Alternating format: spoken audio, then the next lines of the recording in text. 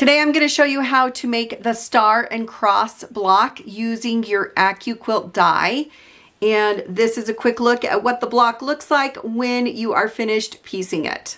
So this is the block we're going to be making. It is the star and cross block. As you can see, we've got this cross right here in the center, and then with the points we have our stars. My fabric is a little bit busy, so it's harder to see, but this is a great block and sews up super quick when you use your AccuQuilt Die. For this block, you are going to need this block on board, so it's called a bob, and this is the star and cross block. This is a 10-inch block finished. This is what the die looks like. It has all of the shapes that you need, so when you pass this through, you should be able to sew up one block. This is a quick look at some options that they've made. So they've used the purple and red and white, and then they are able to alternate the fabric positions. On the back side of the board, you've got instructions for making 9-block layout, which is super cute. That finishes around 34 inches square. So here is all of the instructions for what you need to do to cut out your block. It will let you know if you need to place right sides up on all your pieces, or if you need to fan fold them, which means there's right side, wrong side, right side, wrong side.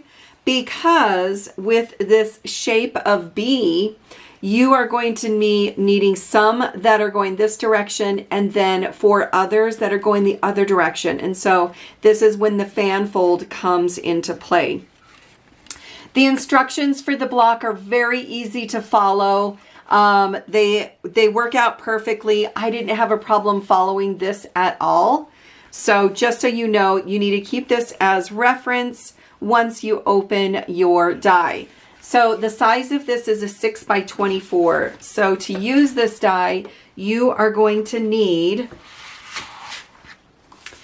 the 6 by 24 cutting mat. All right. So, but what's awesome about this specific bob is that it fits on your Go Me, which is the smallest die cutting machine that they have.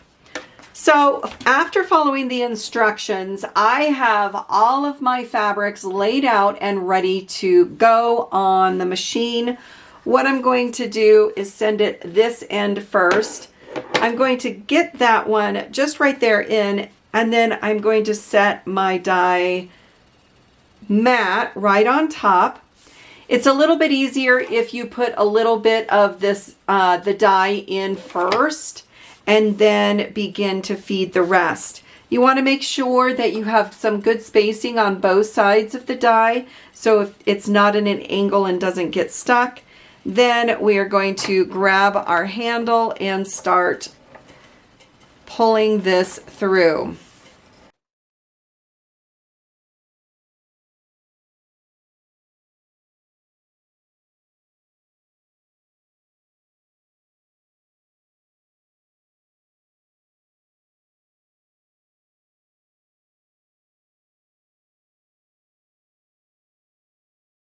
All right, once it's done and out of the machine, we are just going to pull up off our mat. We've got all of this extra fabric. We can set this aside for scrappy quilt or quilt as you go. All right, so we have all of our pieces ready. And from here on out, we are just going to start following the instructions to sew the block together. Then once your block is finished, you're going to square this up to 10.5 inches. Therefore, once this is finished, it ends up to be a 10-inch block. With any of these AccuQuilt dies, if you end up missing a piece, or you don't have enough, or you sent the fabric the wrong direction, or whatever the reasoning, You can always set additional fabric on here just in the area that you need. Send it back through the machine and continue working on the block. So say if I had missed the A blocks, I can just lay my fabric right on top, put my cutting mat, and then feed it back through the machine. So no matter you want to cut them all at the same time or just piece by piece, it works both ways.